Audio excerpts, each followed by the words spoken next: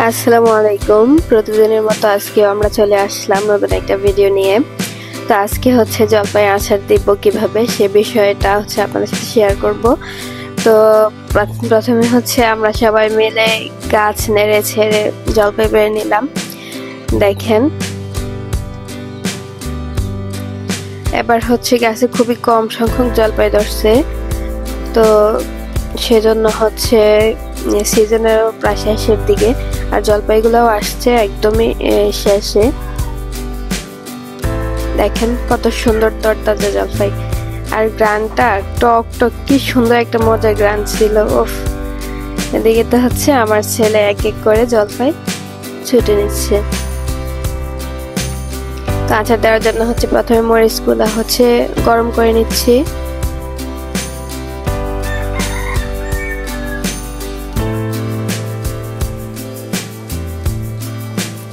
একটু হালকা একটু হচ্ছে মরিচগুলা একটু হিট দিয়ে নিব,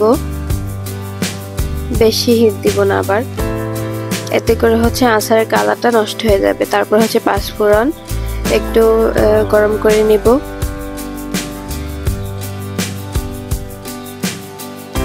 পাঁচফোড়নটা অবশ্যই গরম খোলার মধ্যে দিয়ে হচ্ছে আপনারা গরম করে নেবেন।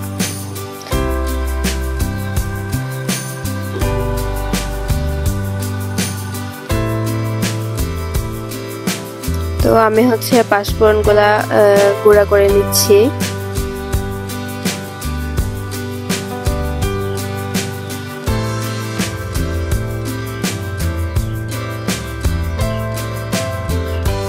একটু ভালো করে গুঁড়া করে নিলে হচ্ছে অনেক ভালো হবে, আর পাঁচফোড়নটা হচ্ছে মুখে লাগবে না, মানে কামড় দিলে দাঁতে লাগবে না। আর মরিচগুলাও হচ্ছে এখন গুঁড়া করে নিব।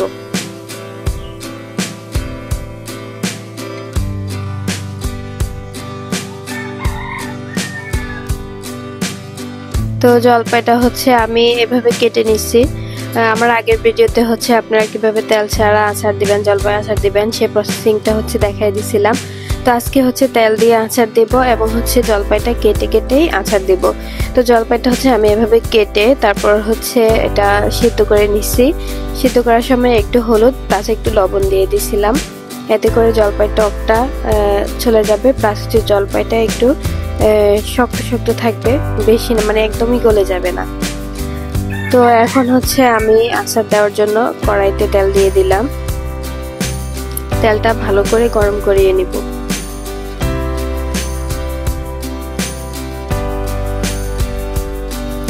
সাথে দিয়ে দিলাম গরম মশলা, এলাচ, দারচিনি, তারপর হচ্ছে তেজপাতা। এগুলো হচ্ছে একটু ভালো করে কষিয়ে নিব তেলের মধ্যে। তারপর হচ্ছে আস্ত রসুন তেলের মধ্যে ছেড়ে দিচ্ছি। এগুলাও হচ্ছে রসুন তেলের মধ্যে হচ্ছে ভেজে একটু লাল লাল করে নিব।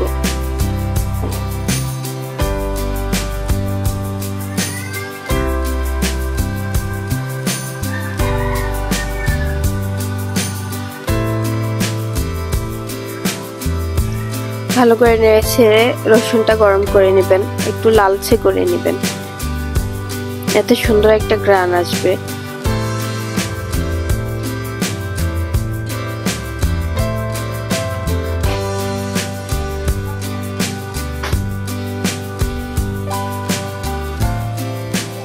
দেখেন মোটামুটি হচ্ছে রসুন গুলাও লালচে হয়ে আসতেছে।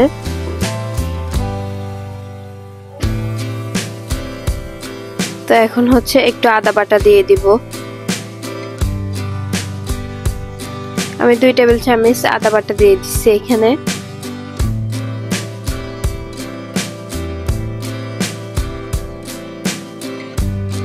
আদাটা হচ্ছে ভালো করে কষিয়ে নিলাম।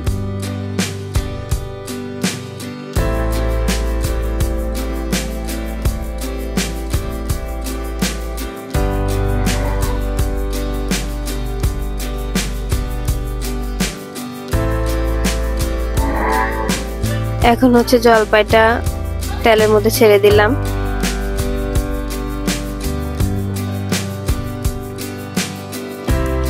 তারপর ভালো করে নেড়ে ছেড়ে উপর নিচ করে নেব সবকিছু।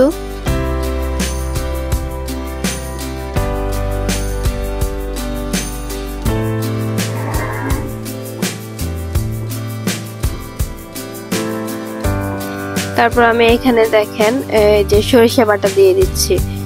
তা সরিষা বাটা হচ্ছে 3 টেবিল চামচ দিয়ে দিলাম।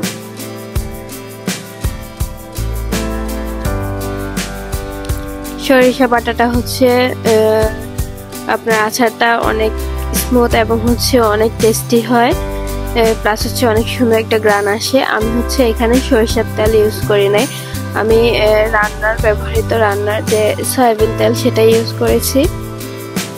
সরিষার তেল দিলে হচ্ছে আপনারা সরিষা বাটাটা অ্যাভয়েড করতে পারেন। আপনারা যদি হচ্ছে সরিষার তেল প্লাস হচ্ছে সরিষা বাটা দুইটাই ইউজ করেন তখন হচ্ছে আচারটা ঝাঁজ হয়, খেতে অনেকটা ঝাঁজ হয়। তো সেজন্য আমি এখানে সয়াবিন তেল আর প্লাস হচ্ছে সরিষা বাটা ইউজ করছি। তো আমি হচ্ছে লবণ দিয়ে দিলাম পরিমাণ মতো, প্লাস হচ্ছে একটু জিরার গুঁড়াও দিয়ে দিচ্ছি। তারপর কালারের জন্য একটু হলুদের গুঁড়া দিয়ে দিলাম। তো এখন এগুলা ভালো করে নেড়ে চেড়ে নিব।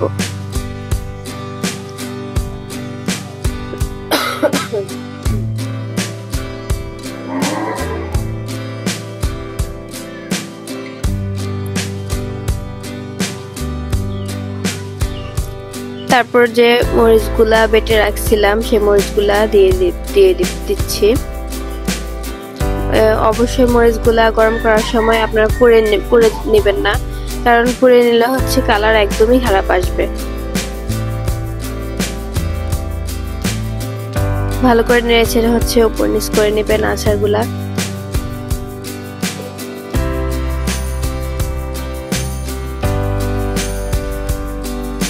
আমি এখন এখানে আমার প্রায় 1 থেকে 1.5 কেজির মতো ছিল জলপাই ছিল, 1.5 কেজির মতো জলপাই ছিল। তো আমি এখানে আধা কেজির থেকে একটু বেশি চিনি দিয়ে দিলাম। আমার পুরোপুরি 1.5 কেজি জলপাই হবে না এখানে, ঠিক আছে? এখানে হচ্ছে আমার 1 কেজি থেকে বেশি, 1.5 কেজি থেকে কম হবে। তো আমি এখানে জলপাইটা যেহেতু হচ্ছে আপনার একটু মিষ্টি রাখবো টেস্ট, প্লাস হচ্ছে একটু টক রাখবো, সেজন্য হচ্ছে আধা কেজি থেকে একটু বেশি চিনি দিচ্ছি। দেখেন চিনিটা হচ্ছে গলে আপনার অনেকটা ঝোল চলে আসছে। দেখেন কালারটাও অনেক সুন্দর হয়েছে দেখেন। তারপর দেখেন ভালো করে ফুটে আসতেছে, আস্তে আস্তে আপনার জলপাইটাও সিদ্ধ হতে থাকবে, প্লাস হচ্ছে কালারটাও চেঞ্জ হতে থাকবে।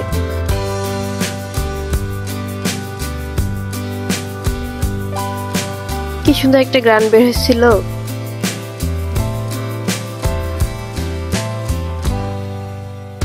দেখেন অনেক সুন্দর দেখাইতেছে।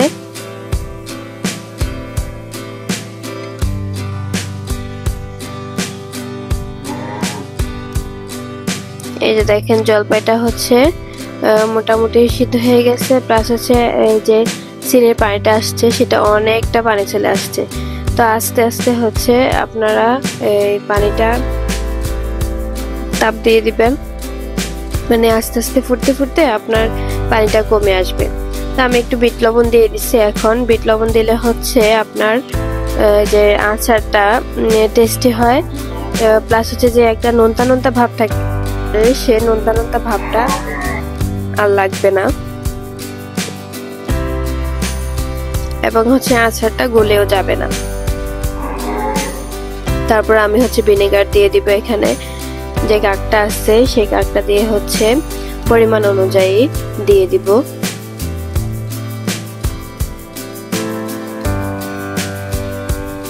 আমি এখানে 3 কাপ ভিনেগার ইউজ করছি, বেশি ইউজ করি না যেহেতু আমার আচারের পরিমাণ কম, প্লাস হচ্ছে আমার আচারটা মোটামুটি শেষ হয়ে যাবে, মানে আমি কম সময়ের মধ্যে আচারটা হচ্ছে ফিনিশ করে ফেলবো। যদি আপনারা দীর্ঘস্থায়ী রাখতে চান তাহলে হচ্ছে ভিনেগারের পরিমাণটা আর একটু বাড়াই দিবেন, প্লাস হচ্ছে আপনার ফ্রিজার করে আপনারা আচারটা দীর্ঘদিন ধরে রেখে খেতে পারবেন। তো আমার যেহেতু এখানে আচারটা কমই, আমার ফ্যামিলিতেও সব মানুষ আছে, তো হচ্ছে আমি ভিনেগার পরিমাণটা কমে দিচ্ছি যাতে করে আমি কম সময়ে শেষ করে ফেলবো সেজন্য। দেখেন আচারটা হচ্ছে একটু লোসা লোসা হয়ে আসছে, প্লাস হচ্ছে যে চিনির পানিটা ছিল সেই চিনির পানিটা হচ্ছে আস্তে আস্তে কমে আসতেছে।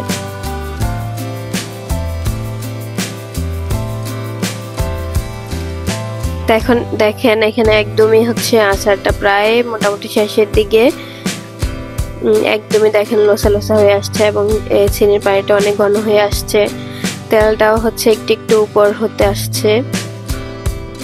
এই যে দেখেন অনেকটা লোভনীয় লাগতেছে, আর আচারটা অনেক টেস্ট হয়েছে।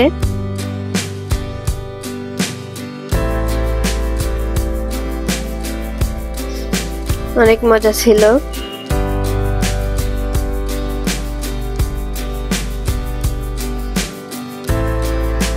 একদমই আঠালো আঠালো হয়েছে। আপনারা হচ্ছে এই পদ্ধতিতে আপনারা বাসায় আচার দিতে পারেন। তো শেষে হচ্ছে আমি পাঁচফোড়ন গুলা দিয়ে দিচ্ছি। পাঁচফোড়ন দিয়ে হচ্ছে আপনারা ভালো করে উপর নিচ করে নেবেন, প্লাস হচ্ছে ঠান্ডা হয়ে আসলে পরের দিন মানে সূর্যের তাপে হচ্ছে 2-1 দিন সূর্যের তাপে হচ্ছে রেখে দিবেন, এতে করে আচারটা আরো টেস্ট বেড়ে যায়। তো আমার আজকের দিনলিপিতে হচ্ছে এই ছিল আপনাদের জন্য। তো আমার ভিডিওটা কেমন লেগেছে অবশ্যই আপনারা কমেন্ট করে জানাবেন। প্লাস হচ্ছে আপনারা যদি আমার ভিডিওটা নতুন দেখে থাকেন অবশ্যই আমার চ্যানেল লাইক কমেন্ট শেয়ার করে নেবেন। প্লাস হচ্ছে আমার চ্যানেলটা অবশ্যই সাবস্ক্রাইব করে বেল আইকন বাজিয়ে নেবেন, আমার সাথে থাকবেন, এতে করে আমি নতুন ভিডিওগুলো আপলোড করার সাথে সাথে আপনারা পেয়ে যাবেন। তো দেখেন আমার ভিডিও আজকে এ পর্যন্তই।